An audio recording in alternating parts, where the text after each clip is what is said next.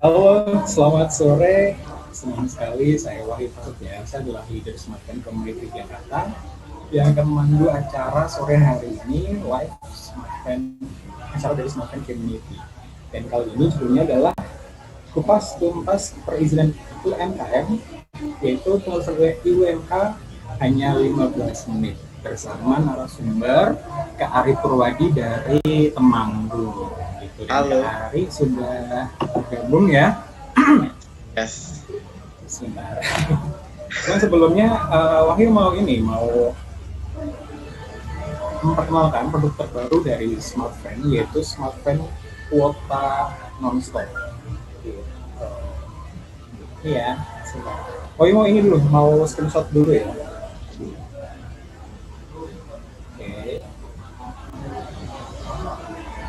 belum masuk. Oke.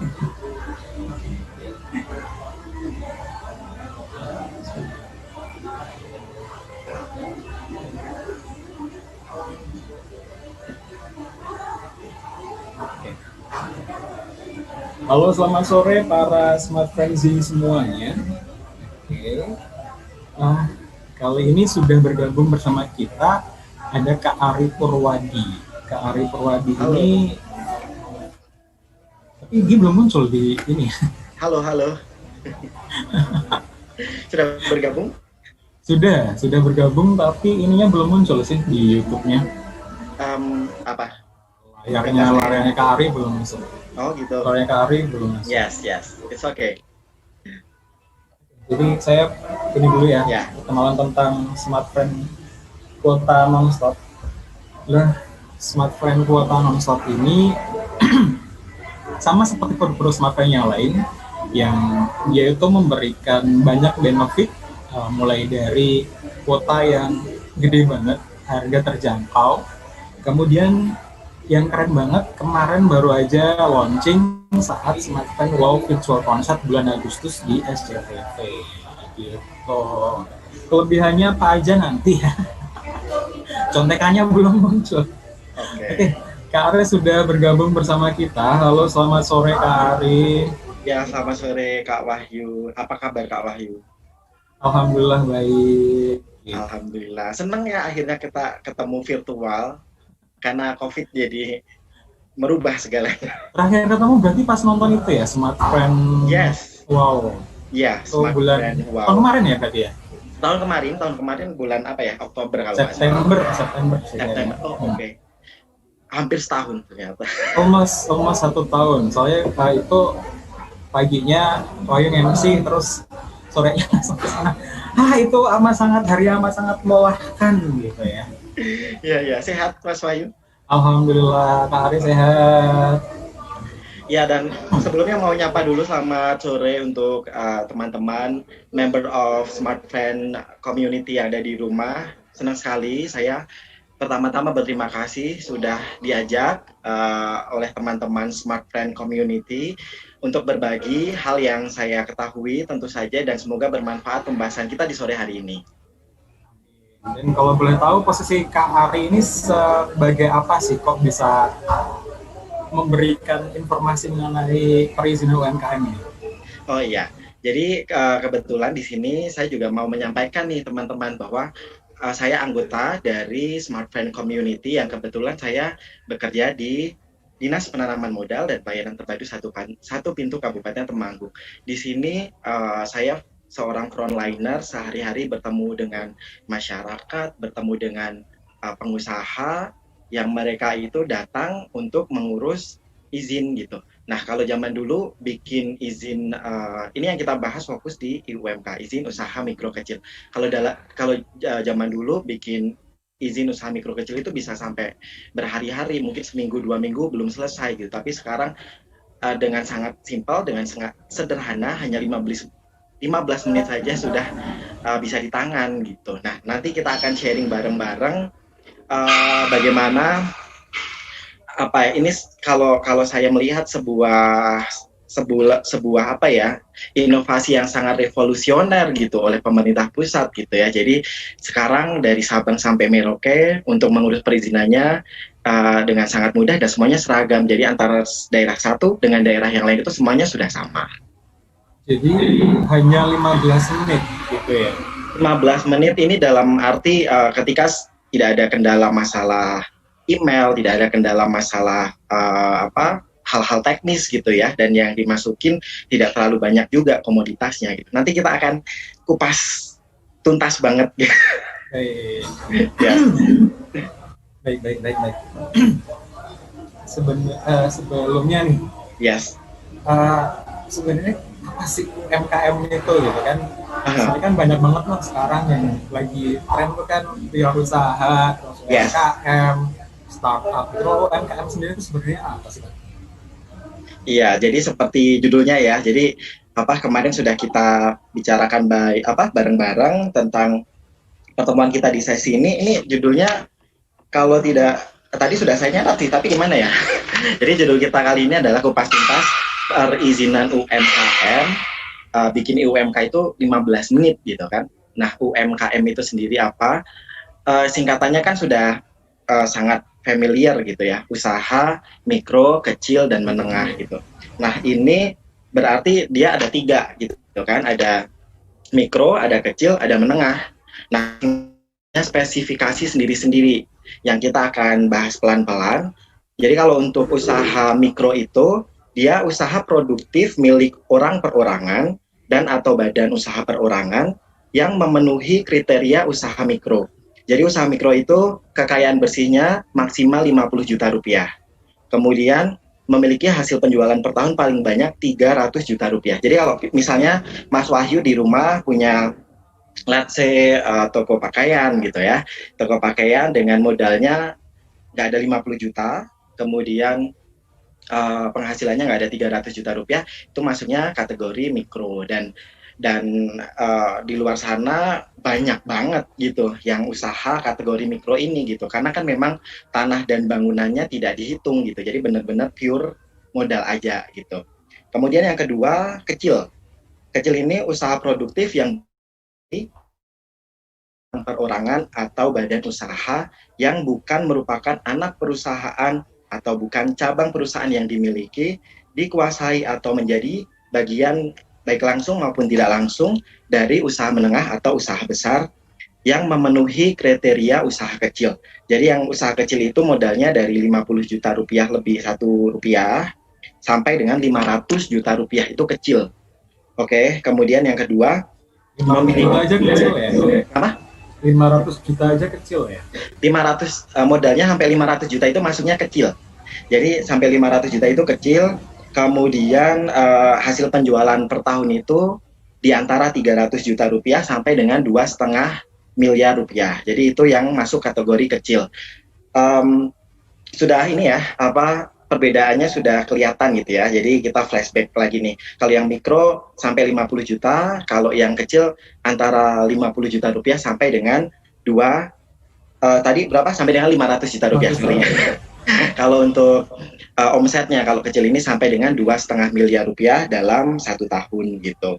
Kemudian kalau untuk usaha menengah, dia usaha produktif yang berdiri sendiri, yang dilakukan oleh orang perorangan atau badan usaha yang bukan merupakan anak perusahaan atau cabang perusahaan yang dimiliki, dikuasai atau menjadi bagian baik langsung maupun tidak langsung dengan usaha kecil, usaha besar, dengan jumlah kekayaan bersih atau hasil penjualan tahunan itu ini diatur dalam Undang-Undang Nomor 20 Tahun 2008 gitu.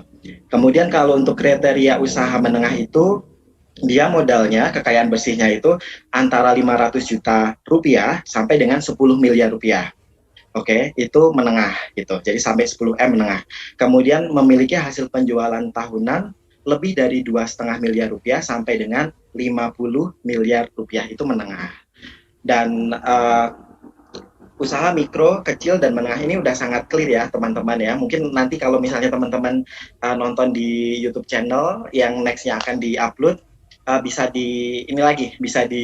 geret ke depan lagi kalau untuk penjelasan detailnya. Nah, ini yang lebih besar dari itu termasuknya usaha besar gitu. Kemudian yang akan kita fokus pembahasan di sini cuman sampai kecil aja. Jadi kan UMKM, usaha mikro, kecil, menengah. Kecil, gitu. Kemudian ternyata IUMK ada fasilitas yang sangat mudah dari pemerintah pusat, namanya IUMK, izin usaha mikro dan kecil. Jadi yang tercover di situ adalah mikro dan kecil saja. Jadi mohon maaf sekali ini untuk yang menengah tidak akan kita bahas di sesi kali ini. Mungkin next ya, aku diajak lagi ya untuk ngobrolin yang berikutnya gitu. Kita akan fokusnya ke usaha mikro dan kecil gitu. Semoga ya. Sudah cukup jelas ya, Mas Wahyu ya? Yang terkait angka pokoknya ya. Yes. Terkait angka. Jadi kalau yang mikro itu yang di bawah 50 juta modalnya. Yes. Terus 50 juta sampai berapa tadi? Sampai dengan 500 juta itu kecil. Juta, kecil ya. Yes. Kalau yang mikro berarti yang di bawah 50 juta. 50 juta. Jadi tapi harusnya kalau ada mikro ada yang lebih kecil lagi. Apa? Usaha nano. Usaha nano. Itu tanpa modal, bro. Ya. bisa. Tetap harus ada ke depan gitu. Ada nano, ada mikroskopik mungkin ya. Betul. Oke. Nah, itu kan mungkin Mas Tayo di rumah punya usaha? Belum sih. Kalau di rumah tuh belum ada usaha, cuman kalau ortu ada sih. Ortu ada punya lembaga pendidikan gitu, terus kan mengisi masa pensiun mereka, terus mereka bikin lembaga pendidikan gitu. Sebenarnya kalau udah lulus kuliah, lagi mau itu gedein, cuman ya udahlah. Belum juga gara-gara corona. Iya. Ini kalau untuk lembaga pendidikan nanti kita obrol di sesi yang lain gitu, karena dia harus PT gitu. Jadi nanti harus badan hukum gitu ya, sorry ya. Jadi sudah berbadan hukum. Kalau yang punya Bapak Ibu sudah berbadan hukum. Oke, baik. Tapi kalau misalnya yang reseller gitu tuh masuknya mana Kak? Itu mikro atau jadi atau nano itu tadi? Ini nggak pakai modal ya? Reseller loh, reseller. Iya. Jadi tadi sesuai dengan Undang-Undang Nomor 20 2008 menengah, memang spesifikasinya itu berdasarkan nilai modal gitu kan. Kemudian kalau bagaimana dengan tadi reseller gitu, kemudian dengan pedagang sayur yang ada di tetangga kita mungkin atau kelontong itu juga maksudnya usaha mikro gitu, dan mereka kan juga perorangan gitu kan. Jadi secara bentuk badan usaha mereka adalah perorangan, jadi badan usaha perorangan dengan secara spesifikasi usahanya usaha mikro gitu. Mungkin itu yang teman-teman milenial di luar sana belum ngeh gitu ya. Oh ternyata selama ini saya menjalankan perusahaan ya gitu. Lihat saya mungkin jualan pulsa atau mungkin jualan skincare gitu. Itu sebenarnya juga menjalankan sebuah perusahaan gitu. Dan mungkin Bapak Ibu reseller ya. Iya, termasuk reseller dan nanti kita akan spesifik di sana gitu ya. Bagaimana reseller, bagaimana seorang sekarang yang banyak terjadi kan endorser gitu ya. Jadi dia seorang influencer di Instagram, kemudian profesinya adalah mengiklankan. Nah, itu juga sebenarnya menjalankan usaha mikro juga sebenarnya gitu. Kalau usaha mikro gitu emang harus ada izinnya gitu kan? Ya, jadi memang berbicara ideal ya harus ada izinnya gitu. Kenapa gitu? Karena izin itu kan punya banyak manfaat, punya banyak fungsi yang itu kerasa banget manfaatnya gitu kan. Nah, ini yang pertama, izin seorang pengusaha ketika punya izin itu dia mendapatkan kepastian dan perlindungan dalam berusaha di lokasi yang telah ditetapkan gitu. Jadi nanti ketika melakukan pendaftaran itu juga memasukkan lokasinya ada di mana gitu. Kemudian yang kedua, mendapatkan pendampingan untuk pengembangan usaha. Kemudian yang ketiga, mendapatkan kemudahan dalam akses pembiayaan penambahan modal ke perbankan. Ini untuk teman-teman yang sudah sering menjadi pengusaha pasti udah hafal ya. Ke BRI, Oke, kita menyebut satu brand ya nggak apa-apa ya. Itu diharuskan ada IUMK-nya, izinnya gitu. Kemudian yang keempat, mendapatkan kemudahan dalam pemberdayaan dari pemerintah daerah dan atau lembaga lainnya gitu. Pemberdayaan ini sekarang sedang happening banget, bantuan presiden untuk usaha mikro. Jadi mereka berbondong-bondong ke PTSP dimanapun itu untuk mendaftarkan usahanya. Ada bantuan presiden itu kalau nggak salah dapat 2,4 juta ya satu usaha ya, satu pengusaha gitu kan. Yang dicairkan per 3 bulan itu ya Kak ya? Teknisnya kurang paham saya, tapi ini di sini di Temanggung masih terjadi pendaftaran UMKM itu karena sampai tanggal 10 September gitu. Kemudian masih ada lagi sebenarnya Mas Wahyu. Jadi yang kelima ini fungsinya, saya mencatat beberapa fungsi gitu. Pengusaha itu ke sini biasanya mereka untuk mendaftarkan listrik, tarif dasarnya itu tarif dasar pengusaha ke PLN gitu. Nah, PLN juga mensyaratkan ada izinnya gitu. Fungsi dari izin usaha itu kurang lebih ada 5 tadi gitu. Jadi kalau misalnya nih udah punya izin, berarti nanti akan ada fasilitas khusus yang tadi disebutkan tadi itu ya? Yes. Termasuk listrik gitu. Kalau listrik emang beda kah? Tarif dasar listriknya berbeda antara pengusaha sama rumah tangga. Itu lebih murah tarif dasar listriknya pengusaha. Jadi kemarin ada tetangga saya juga, dia toko kelontong, 1 bulan itu 400.000 listriknya gitu kan, ya lumayan gitu. Kemudian dia mengajukan itu untuk biar dapat TDL-nya lebih rendah gitu dengan TDL pengusaha gitu. Sudah cukup jelas ya fungsi-fungsinya ya.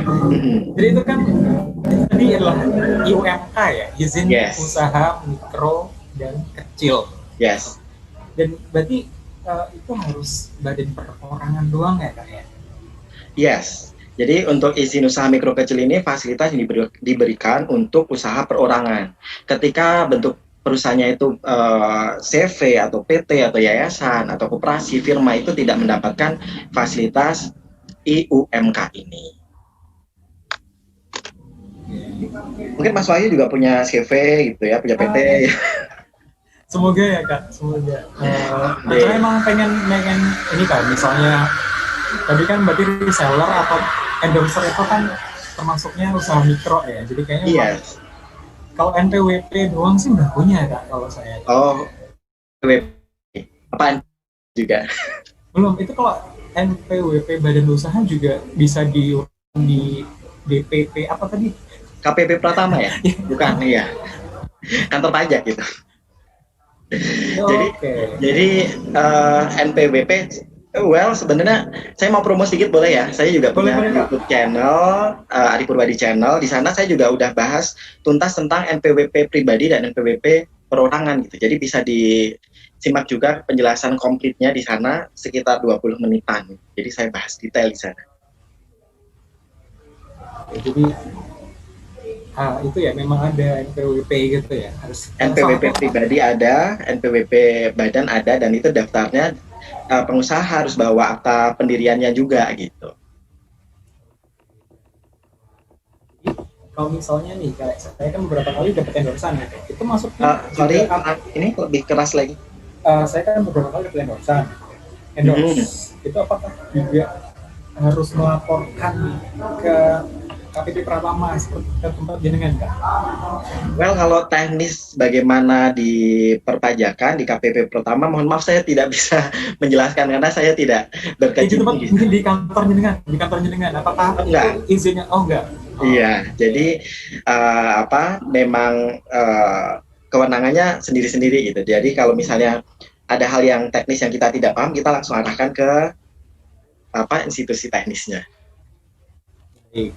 Dan itu gimana sih Kak untuk mendapatkan IUMK itu? Oke, jadi IUMK itu sendiri kan dia izin usaha mikro dan kecil yang selanjutnya disingkat IUMK ini gitu ya. Ini merupakan tanda legalitas kepada seseorang atau pelaku usaha atau kegiatan tertentu dalam bentuk izin usaha mikro dan kecil dalam bentuk 1 lembar gitu kan. Nah, IUMK ini diberikan kepada tadi perorangan saja, kualifikasinya mikro dan kecil. berarti yang bukan perorangan tidak bisa mendapatkan IUMK ini gitu. Kemudian syaratnya apa gitu. Nah, persyaratannya itu misalnya teman-teman caranya untuk mendapatkan IUMK ini seperti apa, bisa berkunjung ke kantor DPMP-TSP terdekat di kota ataupun kabupaten teman-teman gitu kan. Kemudian nanti langsung aja ke tugasnya langsung bilang bahwa pengen mendaftarkan perusahaannya untuk mendapatkan IUMK gitu kan. Walaupun sebenarnya bisa kepo juga di rumah sebelumnya, itu ada namanya sistem oss.go.id. Jadi pakai huruf G gitu ya. oss.go.id itu sistem dari pemerintah pusat terkait dengan perizinan berusaha yang terintegrasi secara elektronik, yang itu dari Sabang sampai Merauke semuanya di situ gitu. Untuk semua produk perizinan berusaha gitu ya. Jadi sebenarnya tidak hanya IUMK, ada ratusan banget gitu. Tapi yang akan kita fokus pembahasan di sini adalah IUMK gitu. Nah, teman-teman bisa kepo dulu, mungkin nonton di YouTube atau mungkin buka websitenya gitu kan. Tapi memang proses pendaftarannya ini sangat teknis, jadi saya sarankan sih teman-teman di luar sana pendaftarannya didampingi oleh petugas DPMP-TSP di kota Anda. Yes. Tadi kan sempat nyebutin tentang oss.go.id ya? Yes. oss.go.id. Yes. Itu apa sih, Kak? Oke, jadi OSS itu singkatan dari Online Single Submission. Itu sistem perizinan berusaha yang terintegrasi secara elektronik gitu ya. Jadi tadi untuk pengurusan perizinan berusaha semuanya ada di situ. Nah, itu dasarnya apa? Dasarnya itu adalah peraturan pemerintah nomor 24 tahun 2018 tentang pelayanan perizinan berusaha terintegrasi secara elektronik. Nah, IUMK ini salah satu izin usaha yang diterbitkan oleh OSS gitu. Jadi nggak ada sistem lain sekarang yang bisa menerbitkan IUMK ini gitu, karena menjadi sebuah lembaga yang satu-satunya lembaga yang berwenang menerbitkan izin usaha ya OSS ini gitu. Dan yang di tiap kota atau kabupaten tuh diselenggarakannya di DPMP-TSP itu ya, Kak ya? Yes, di sini di DPMP-TSP kayaknya sekarang semua kantor namanya sama.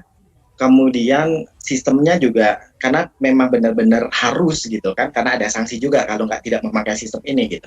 Jadi harus melalui sistem ini gitu. Dan bagus sih, karena memang yang melakukan pendaftaran adalah pengusahanya langsung, nggak bisa orang lain gitu. Kan menyangkut ke email juga gitu kan. Dan memang kayak memotong mata rantai calo juga gitu. Jadi perantara-perantara itu juga nggak bisa gitu, karena mereka kan nggak ada akses email, nggak ada akses kayak dipaksa harus pengusahanya gitu. Nah, yang rada-rada mungkin menantang itu ketika yang datang itu pengusahanya udah sepuh gitu kan, udah kakek gitu. Jadi kita tanya emailnya mana, mereka belum tahu gitu. Nah, itu tantangan sendiri aja, seninya di situ gitu. Ini agak melenceng dulu ya, soal yang misalnya pengusahanya tuh yang sudah sepuh gitu, itu yes. Misalnya dia nggak punya email, nggak punya nomor telepon, tuh gimana dong, Kak? Oke, mungkin kalau nggak punya email, kita bimbing untuk mendapatkan email gitu ya. Tapi kalau nggak punya nomor telepon nggak bisa, karena daftar email kan pakai nomor telepon kan. Jadi ya memang kesini kita tanya dulu gitu, apakah smartphone-nya udah Android gitu kan. Itu kan sudah ada email di situ gitu. Karena mereka udah punya email pun mereka nggak tahu passwordnya. Kadang-kadang kayak gitu. Iya. Atau mereka lupa ya. Habis itu ya dikasih tahu, dibikinin email, lupa gitu ya. Iya. Jadi memang sangat menantang dan seninya di situ gitu. Email itu makanan apa ya? Jadi memang bagusnya banyak gitu, tapi memang di sisi lain masyarakat belum siap, tapi memang mereka harus siap gitu. Mungkin untuk yang milenial udah hafal lah email itu apa dan segala macamnya gitu. Tapi kan di lapangan kan pengusaha, apalagi dari Sabang sampai Merauke ini kan kondisinya kan berbeda-beda, sangat beragam gitu kan. Tapi memang dipaksa untuk beradaptasi gitu. It's okay. Gak cuman di kota kecil tapi juga di kota besar gitu kan, juga banyak yang seperti itu juga kan, yang belum melek teknologi gitu kan. Yes. Terus untuk syarat untuk bikin IUMK itu apa aja nih kan? Oke, jadi untuk bikin IUMK ini syaratnya dia cuma KTP, kemudian NPWP, ini dia sunnah NPWP, jadi nggak wajib. Kalau udah ya dimasukin, kalau nggak ya nggak apa-apa gitu kan. Kemudian email dan email yang aktif gitu. Email yang aktif ini kan karena dia itu kejam gitu, sistem itu kan kejam ya. Kalau misalnya salah typo aja, benerinnya bisa 3, 4, bahkan mungkin sampai 1 minggu gitu kan. Jadi email ini benar-benar krusial gitu. Pokoknya orang datang yang ditanyain emailnya mana, buka dulu gitu. Ada jaminan emailnya bisa dibuka gitu. Karena kalau misalnya typo pun, waduh, ya itu tadi ngebenerinnya bisa sampai 1 minggu gitu kan.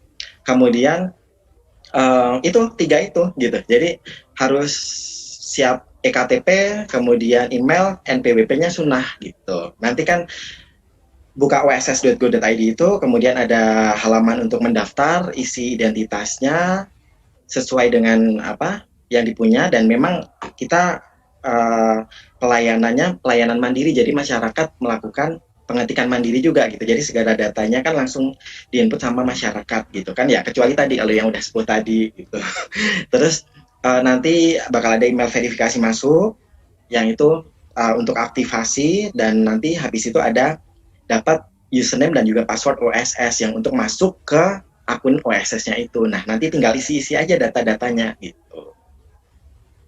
Jadi kalau yang biasa bikin Instagram, biasa bikin Facebook itu udah hafal gitu kan, bikin akun itu kan. Tapi untuk tadi kakek-kakek atau nenek-nenek kan mereka masih nggak paham sama sekali gitu.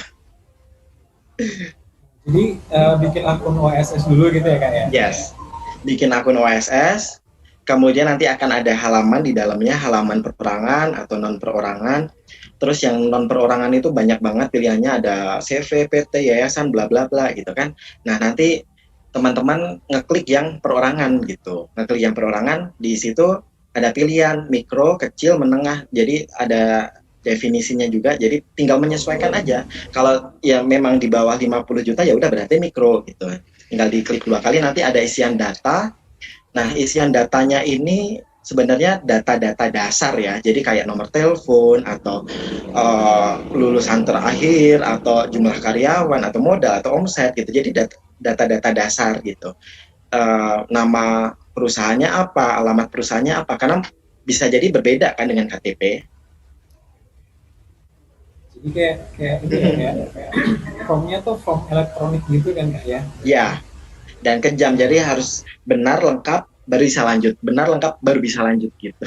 Oke. Iya.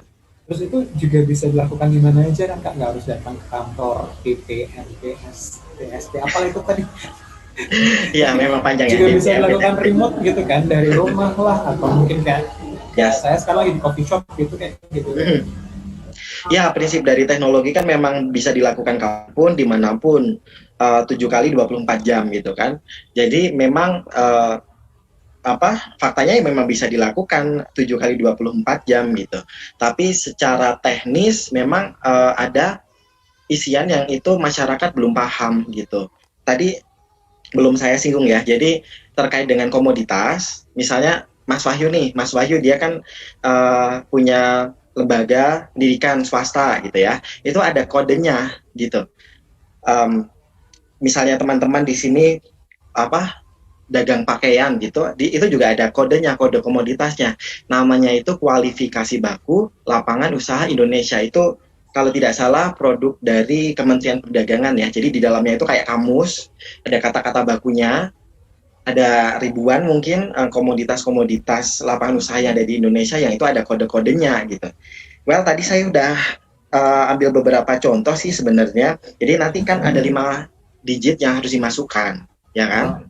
Yang di KBL itu lah ya, kualifikasi baku lapangan usaha Indonesia itu 5 digit ya berarti? Ada 5 digit nanti yang dimasukkan di Jadi satu komoditas itu 5 digit gitu kan. misalnya nih sebagai contoh, aku ngambil contoh yang mudah-mudah aja gitu. Perdagangan eceran pakaian gitu kan. Jadi orang dagang pakaian itu ya dia ada dua kemungkinan, perdagangan besar dalam arti dia jualnya bal-balan gitu, atau jualannya satuan berarti perdagangan eceran. Nah kalau perdagangan eceran pakaian ini kodenya 47711 gitu. Kemudian kalau untuk contoh yang lain misalnya Mas Wahyu punya toko komputer gitu kan, toko komputer ini kodenya ya dia juga ada dua gitu, bisa perdagangan besar komputer, bisa perdagangan eceran komputer gitu. Nah kalau perdagangan eceran komputer ini 47411. Yang menentukan kode ini yang susah gitu. Jadi ya misalnya masyarakat bisa melakukan sendiri di rumah ya it's okay gitu. Tapi kalau misalnya masyarakat bingung ya berarti harus membutuhkan pendampingan dari PTSP gitu kan. Jadi menentukan kode kualifikasi baku lapangan usaha Indonesia. Walaupun sebenarnya ini bisa di-download secara online loh. Ada PDF-nya. Itu sudah di jadi bisa dicek gitu. Kalau industri itu depannya apa gitu kan. Misalnya industri pembuatan tahu gitu kan, atau mungkin apa budidaya ayam pedaging gitu, ada kodenya semua gitu. Jadi kayak misalnya nih, kayak kita kan punya NIK ya, berarti kayak gitu juga ya. Kalau NIK 16 digit, ya itu udah saklek yang itu aja. Terus balik kalau ini juga 5 digit untuk identifikasinya itu juga ya kayak. Iya, 5 digit gitu. Jadi 5 digit ini sudah ada kamus bakunya itu tadi yang apa? Kalau saya kan kalau di sini kami ada prinsip kehati-hatian gitu. Jadi yang menentukan 5 digit itu pengusahanya langsung. Jadi pengusahanya kita minta untuk baca detailnya. Nanti ada apa? Ada beberapa kalimat penjelasnya juga gitu. Jadi pengusahanya itu nanti yang memutuskan oke aku itu gitu. Dikes gitu ternyata dia salah input gitu gimana tuh Kak? Bisa diedit. Tapi kan semuanya yang melakukan pengeditan, kemudian perubahan ataupun itu semuanya ada di akun pengusahanya gitu. Jadi benar-benar tanggung jawab pengusahanya gitu. Terus misalnya nih, saya tuh punya banyak tempat usaha gitu, nggak cuma di Jogja doang, nggak cuma di Wonosobo doang, itu gimana Pak? Oh oke. Jadi apa? Satu pengusaha, kemudian dia punya banyak tempat gitu ya, misalnya punya rumah makan di Klaten gitu. Ya.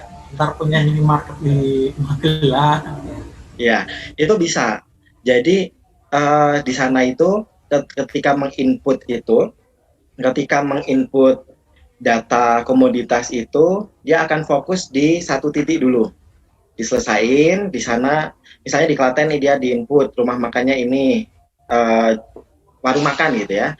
Terus modal yang di Klaten berapa, yang tenaga kerja yang di Klaten berapa, terus mungkin omset di Klaten berapa gitu. Nanti disimpan dulu. Terus ada kolom nambah yang di Magelang gitu. Kayak gitu. Habis disimpan lagi yang di Magelang, nambah yang di Solo gitu. Jadi inputnya satu-satu walaupun komoditasnya sama gitu. Mungkin nama rumah makannya nanti Warung Wahyu Ecol Magelang gitu ya. Yang satu Warung Wahyu Ecol Klaten gitu ya. Jadi itu di inputnya itu harus satu-satu. Terus kalau udah ngisi data itu, terus habis itu harus ngapain Kak? Oke, jadi tadi kalau misalnya satu pengusaha punya banyak lokasi ya, punya banyak tempat gitu ya. Nah, kadang-kadang kan banyak banget gitu satu pengusaha yang dia itu punya banyak komoditas gitu kan. Misalnya Mas Wahyu lagi nih, dia punya toko komputer, terus habis itu punya coffee shop juga, terus habis itu dia punya bengkel mobil juga. Itu gimana? Itu juga bisa dilayani di IUMK. Jadi nanti masukin komoditasnya dulu, kemudian lokasinya dan segala macamnya, tenaga kerja, omset dan modalnya gitu. Setelah di save nanti nambahin lagi komoditas yang lain gitu. Komoditas yang coffee shopnya ada di mana gitu. Jadi nanti satu IUMK itu di dalamnya bakal ada kolom-kolom gitu. Dan memang nggak ada batasan gitu. Faktanya memang nggak ada batasan. Jadi pengusaha mau memasukkan 20 komoditas pun juga bisa gitu. Oke, jadi yang disikan kayak UMK, NIB, NIB itu apa nih Kak?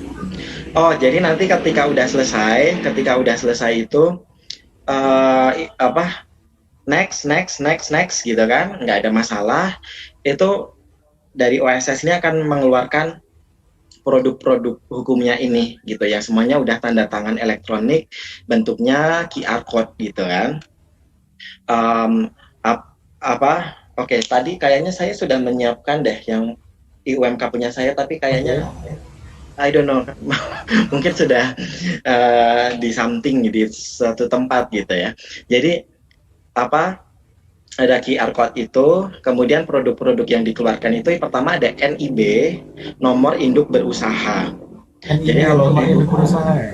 yes. Nah, kalau misalnya Mas Wahyu ngerjain project yang untuk IUMK, nanti nomor induk berusahanya cuma satu, tapi mungkin komoditas sama tempatnya ini banyak gitu.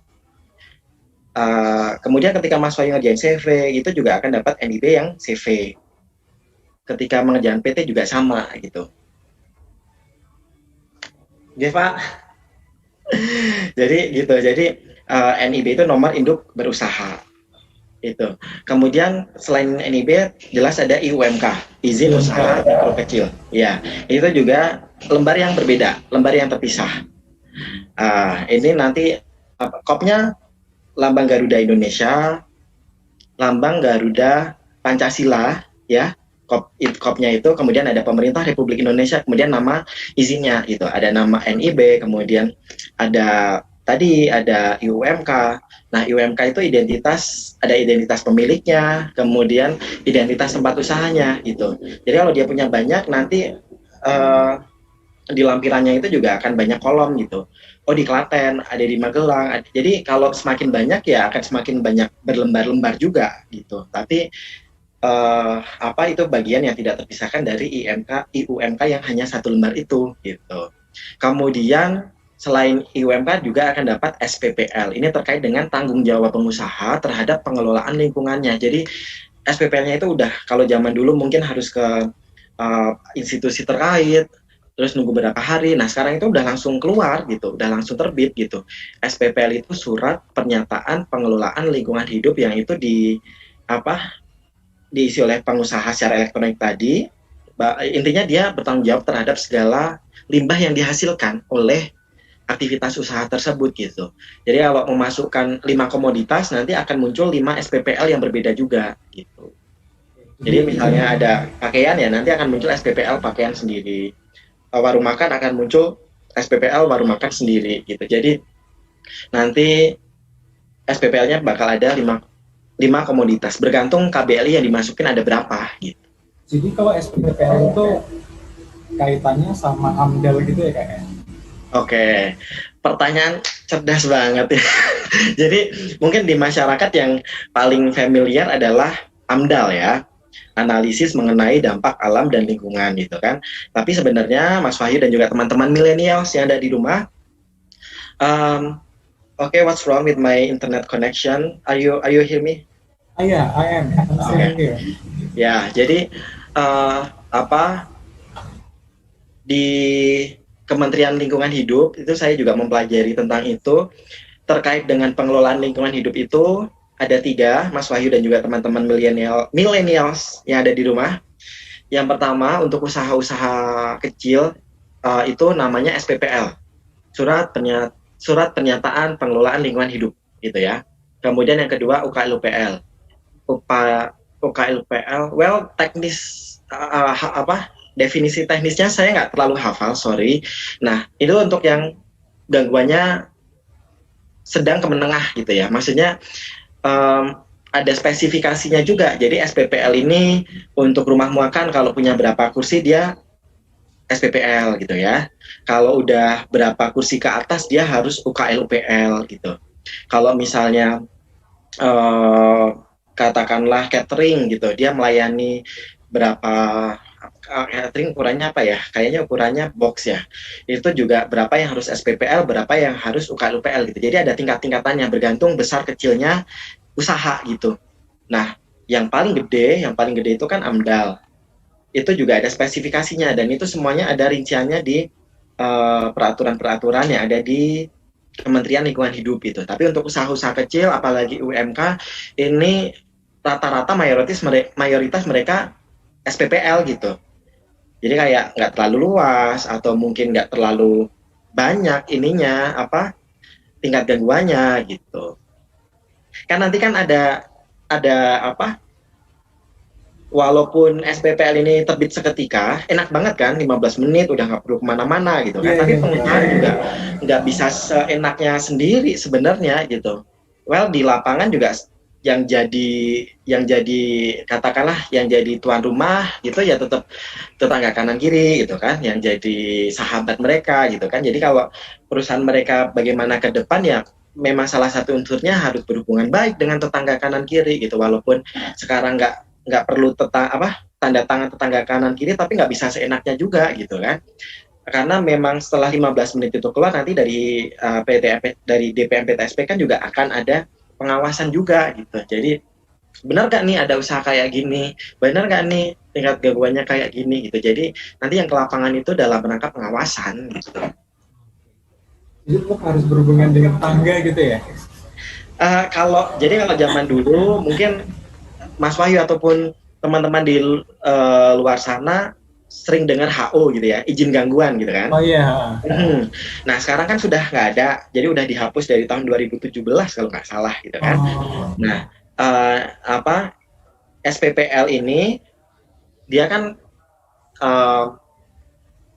semacam syarat agar izin lingkungannya hijau gitu, efektif gitu kan. Nah SPPL kemudian UKL-UPL, kemudian AMDAL itu syarat biar izin lingkungannya efektif gitu kan. Kalau zaman dulu kan ada HO harus ada tetangga kanan kiri, tapi sekarang HO dihapus, jadi memang udah benar-benar pro investasi banget thanks to pemerintahan kita saat ini gitu kan. Udah nggak bergantung sama tetangga sebenarnya, tapi di sisi lain juga jangan semena-mena juga gitu sama tetangga, sama masyarakat. Program-program CSR itu harus tetap dijalankan gitu. Maksudnya kalau kata orang Jawa aku pernah dengar pepatah mungkin ya, jadi kita nggak perlu pasang CCTV sebenarnya di tempat usaha kita itu gitu, karena CCTV kita sih sebenarnya itu adalah tetangga kita. Butejo ya. Kenapa? Butejo. Jadi kita memang harus berbuat baik dengan tetangga gitu, walaupun sebenarnya udah nggak ada HO kan. Karena banyak yang pengusaha itu yang dia nggak berhubungan baik dengan tetangga, akhirnya tetangga juga komplain, dan walaupun izin udah di tangan dia juga gemeteran, nggak bisa menjalankan usaha di situ juga gitu, karena ngerasa masyarakat di situ tidak menerima dia dengan baik gitu, walaupun sebenarnya izinnya udah di tangan. Ini belum ada pertanyaan sih Kak, jadi saya bingung mau nanya apa lagi. Iya itu. Jadi kalau untuk teman-teman yang punya usaha atau mungkin orang tuanya punya usaha gitu ya, di rumah sana yang belum punya izin, berarti izinnya adalah IUMK selama memenuhi persyaratan tadi itu. Usaha mikro dan juga usaha kecil gitu. Dilihat dari modalnya. Nanti bisa geret ke depan ya untuk ininya, untuk penjelasan detailnya gitu. Gimana Mas Wahyu tertarik untuk mendaftarkan di OSS? Daftarin apa ya saya? Iya, ya kan tadi bisa daftarin dapat bantuan presiden gitu kan. Oh, ya dapat 2,4 juta itu ya Kak ya. Yes. Tapi tempat usahanya di mana? Tempat usahanya? Kalau usahanya ortu di Wonosobo Kak. Di Wonosobo, berarti kan daftarnya bisa di Jogja, tapi masukin lokasinya di Wonosobo. Nanti yang nggak tahu tuh Bapak sama Ibu udah bikin apa belum ya? Soalnya udah berbadan hukum sih Kak, udah CP Pak PT gitu, aku lupa. Pokoknya sudah disetujui sama notaris gitu, terus tiap tahun juga ngumpulin apa sih yang SPT-nya beda gitu, agak lebih tebel. Gitu. Oh jadi orang tua ya, bukan punya Mas Wahyu pribadi. Tidak, otak saya otak karyawan, bukan otak usaha. Jadi memang ketika Mas Wahyu memasukkan lokasi Wonosobo, nanti yang bisa mendetek itu adalah PTSP Wonosobo. ketika memasukkan di Magelang ya yang akan mendetek itu adalah BPM PTSP Magelang gitu. Jadi cakupan kewenangan dari masing-masing PTSP itu ya sudah ada pembagiannya gitu. Gini kan, kalau misalnya ini kayak influencer itu masuknya tuh mikro atau bukan ya? Sorry apa? Mikro atau bukan? Kalau influencer gitu kan, soalnya kan kadang kan dikirimin produk kan di review, terus sebelum fee-nya cair harus nyertain WP dan sebagainya. Itu apakah kayak gitu termasuk pengusaha mikro? Iya, jadi selama modalnya nggak ada 50 juta itu berarti usaha mikro gitu. Tanpa modal nggak? Tanpa modal bahkan itu usaha mikro. Jadi nanti bisa komoditasnya itu adalah jasa periklanan. Oh, itu Iya. minta iklan dong ya? Kenapa? Dengan dengan segala itu kan sama aja bintang iklan gue ya berarti. Iya, itu komoditasnya nanti jasa periklanan. Nah, kemudian yang banyak pertanyaan, bagaimana nih? Saya kan jalaninnya kan di base-nya kan sosial media yang banyak banget terjadi sekarang gitu. Jualannya juga di Instagram gitu. Nah, memasukkan lokasinya apa gitu kan? Itu banyak banget pertanyaan kayak gitu. Memasukkan lokasinya terhadap usaha-usaha yang seperti ini bisa dengan domisili KTP. Jadi mungkin toko realnya nggak ada gitu, tapi bisa memasukkan karena di sistem kan dia harus memasukkan kedudukan tempat usaha. Ya udah memasukkan aja sesuai dengan alamat KTP gitu. Misalnya jadi nggak bisa memasukkan tempatnya di Instagram gitu nggak bisa gitu. Tempatnya di Facebook gitu nggak bisa gitu. Tempatnya harus real dan solusinya bisa dengan alamat KTP gitu. Oh. Ya. Tapi kalau saya kan di Jogja nih, tapi KTP saya KTP Wonosobo gimana nih? Ya nggak apa-apa. Atau mau melakukan alamat domisili usahanya kos-kosan juga nggak apa-apa gitu. Okay. Tapi harus ada alamat. Jadi nanti kalau PTSP datang ya ada tempatnya gitu, nggak ditemuin di tempat yang fiktif gitu. Diajakin ngopi di coffee shop itu nggak boleh ya kayaknya? Iya, kalau kayak gitu nggak bisa gitu. Terus kalau misalnya dagangan online, Mas saya dagang online nih gitu kan. Terus apa Bu dagangnya gitu kan? Karena kan harus komoditas ya. Jadi mereka ya udah langsung kita arahin, jenengan jualan apa di online itu gitu. Oh, saya jualan pakaian. Oh ya udah berarti perdagangan eceran baju gitu. Oh, saya jualan sepatu gitu kan. Ya udah berarti perdagangan eceran sepatu, sandal dan perlengkapannya gitu. Jadi benar-benar nanti yang disebutkan adalah komoditasnya walaupun dia dagangan online gitu. Ya Kak, ini ada pertanyaan nih Kak. Dari Kak Ridwan Genius. Kalau izin itu, langsung aja 2 pertanyaannya. Yes, okay. Kalau izin itu sangat diperlukan nggak sih Kak? Terus terkait izin untuk usaha, apa aja sih yang harus ditempuh? Jadi kayak tadi yang Kak Ari sudah presentasikan, bisa di ini aja. Ya, saya ulang sedikit ya. Ulang ya. Nanti teman kita bisa menyimak dari awal juga kalau misalnya sudah ditayangkan ya di YouTube Smart Friend Community. Jadi izin itu perlu apa enggak sih gitu kan? Yeah. Well, sebenarnya pengusaha nanti yang akan merasakan perlu apa enggak gitu. Biasanya mereka kesini itu dalam rangka udah buru-buru, udah dikejar-kejar sama perbankan, pengen uangnya cepet cair atau pengen kan ada tuh bos gitu ya untuk apa sih? Kalau sekolahan itu kan ada siplah ya. Jadi kalau sekolah belanja harus lewat siplah gitu kan. Belanja kebutuhan sehari-hari pihak sekolah itu harus lewat siplah dan harus punya UMK. Mereka biasanya baru kesini, kemudian mereka kayak buru-buru gitu. Nah kemarin kemana aja gitu. Nah mereka itu yang ke sini rata-rata yang sudah dituntut sama klien atau sama perbankan atau sama tadi PLN gitu, baru mereka ke sini untuk ngurus izinnya gitu. Jadi untuk jawaban itu benar-benar bagaimana kondisi Anda saat ini gitu. Kalau Anda sedang lempeng-lempeng saja, sedang tidak membutuhkan modal dari perbankan, ya jenengan merasa belum perlu izin itu gitu. Jadi kalau jenengan kok, oh saya ada pesanan nih catering 1000 bungkus, saya nggak punya modal, kan bisa mengakses perbankan, karena itu harus ada izin usahanya gitu. Jadi jawaban atas pertanyaan itu saya kembalikan ke kondisi teman kita yang sedang berusaha gitu. Apakah sedang dalam rangka untuk bekerja sama dengan pihak lain atau mengakses perbankan gitu, karena itu Jawabannya adalah harus gitu, harus punya izin gitu kan. Kemudian yang kedua tadi, sorry pertanyaannya apa saja yang diperlukan ya? Iya, apa aja yang harus ditempuh untuk bikin izin? Jadi yang harus ditempuh pertama harus punya EKTP. Jadi kalau KTP-nya masih belum EKTP harus dibikin EKTP dulu gitu. Kemudian harus punya email dan juga emailnya harus bisa dibuka gitu ya. NPWP ini sifatnya sunnah gitu, bisa iya bisa enggak gitu. Bisa boleh, Kemudian bisa enggak gitu ya. habis itu bisa ke PTSP terdekat di kota Anda. Nanti kalau misalnya apa sudah ya misalnya teman kita tinggal di Temanggung gitu ya, ya udah datang aja ke PTSP Temanggung gitu. Teman Kak kita ada Ridwan di Cirebon sih, Kak. oh di Ridwan ada Cirebon. Cirebon. Bisa datang di DPM PTSP Kota atau Kabupaten Cirebon gitu. Jadi nanti Apa tadi? DPM PTSP, aduh. iya panjang banget kan. Kalau saya biasanya bilang kantor perizinan gitu. Ya, kantor perizinan Ya. Cirebon ya. Ya, DPM PTSP Cirebon, Dinas Penanaman Modal Pelayanan Terpadu Satu Pintu Kabupaten Cirebon. Nanti bisa langsung aja bilang, langsung aja bilang mau bikin IUMK gitu. Oke. Terus ini Kak, ada pertanyaan lagi nih Kak. Oke. Dari Kak Lili Yuliana.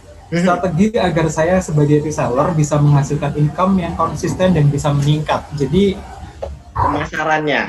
iya, agak di luar ini ya, di luar tema sih sebenarnya. Berarti ini Okay. Kak Ari sebagai ini deh, sebagai motivator UMKM. Kalau mungkin saya juga pelaku ada bisnis yang saya jalankan juga gitu ya. Well, COVID-19 ini merubah segalanya di semua sektor sebenarnya gitu, dan memang saya juga kena dampak gitu kan. Tantangan biar tetap biar omsetnya tetap naik, Iya, tetap konsisten. Income-nya tetap konsisten. Well, kalau saya kan main di online gitu ya. Kalau kita main di online, kita udah berhadapan dengan marketplace yang sudah luar biasa, mega gitu kan. Jadi ya memang apalah kita gitu. Tetapi kalau saya ngelihat memang usaha yang berjalan itu adalah yang dibutuhin sama masyarakat sekitar. Jadi kalau saya di pertanian ya udah jualan hasil pertanian, jualan kebutuhan pertanian gitu. Kalau saya mungkin di daerah pesisir ya saya jualan peralatan memancing dan lain sebagainya gitu. Lebih enak kalau teman-teman ada di kota besar gitu kan yang sangat heterogen gitu kan. Usaha apapun pasti jalan, apalagi di Jogja ya sama Mas Wahyu ya. Kita jualan apa aja pasti jalan gitu kan. Tapi kalau di kota-kota kecil kan kita harus melihat gitu bagaimana kebutuhan masyarakat sekitar gitu. Di tempat saya kalau misalnya saya buka coffee shop ya mohon maaf gitu. Maksudnya kayak bakar uang aja gitu kan. Tapi kalau tadi misalnya sayuran, karena memang atau mungkin tembakau di sini gede banget tembakau gitu kan. Itu ya udah lahan emas gitu. Jadi salah satu faktornya pintar membaca apa yang dibutuhkan oleh masyarakat di sekitar kita gitu. Kalau kita jualan baju dan itu online ya kita sudah berhadapan head to head-nya itu dengan marketplace yang sudah mega yang dia free ongkir gitu. Jadi ya that's the fact gitu kan. Kita nggak bisa mungkiri fakta itu gitu. Itu mungkin bisa, mohon maaf ya kalau jawaban saya kurang memuaskan, tapi saya mikirnya apa yang dibutuhin masyarakat kita ya kita sediain gitu. Jualan beras pun itu pasti laku gitu kan. Kalau ada yang nyari ya beras ya karena kebutuhan pokok kan, beras, pakaian. Dan tadi daerah agraris ya jualan ini pupuk dan pemberantasan hama bla bla bla. Semoga membantu ya Kak Lili Yuliana dan Kak. Iya, sorry kalau jawabannya kurang sempurna. Aku salah sedikit ya Kak ya. Oke, siap. Promosi mengenai Smart Friend Kuota Nonstop. Yaitu Smart Friend Kuota Nonstop ini mempunyai berapa sih? 3 keunggulan. Yaitu akses internet nonstop di semua aplikasi setelah kuota utama habis, kemudian anti sedot pulsa dan kuota besar 24 jam. Pak Ari udah pakai ini belum? Udah dong. Udah, pakainya yang nonstop atau yang limited? Di sini bagus, di sini nonstop. Aku pakai yang nonstop. Pakai nonstop. Kalau Ari pakai yang limited. Lebih murah. Iya, oke. Karena kan saya untuk jualan, Pak. Oh iya, iya. Iya, Pak. jadi harus on terus. Kalau 20 saya menit. buat nonton sih Pak, buat nonton Netflix sama Disney Hotstar. Oh gitu ya. Aduh, malah nyebut brand. Baik, itu tadi adalah bincang-bincang kita dengan Ya. Kak Ari Perwadi. Ini udah 17.26, sebenarnya masih sampai 17.30, cuman karena di Jogja 17.30 pas banget sama maghrib, takutnya ntar ada suara-suara azan di sini. Ya, di sini Ya, juga beberapa menit lebih lambat. Thanks. 2 atau 3 menit, 2 atau 3 menit kan kalau nggak salah bedanya. Terima kasih banget untuk Mas Wahyu dan teman-teman Smart Friend Community yang sudah mengajak saya berbagi. Gak Semoga kapok kan Kak? yes. Gak kapok kan? Enggak. Ditunggu. Kita lain kali bisa ngobrolin tentang apa. Oke. IMB banyak banget loh peminatnya, IMB. Oh iya, semoga ya. Ya, semoga next ya.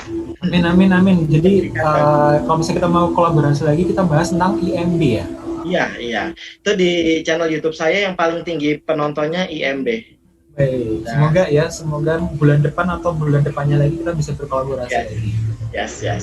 Terima kasih, semoga bermanfaat apa yang saya sampaikan. Mohon maaf atas segala hilaf. Terima kasih Kak Ari yang sudah bersedia menjadi narasumber. Terima kasih juga buat seluruh pemirsa dari channel YouTube Smart Friend Community. Terima kasih juga untuk Smart Friend Community dan semuanya.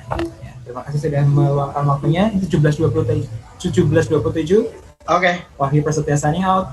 Bye-bye. Ari Purwadi juga undur diri. Bye.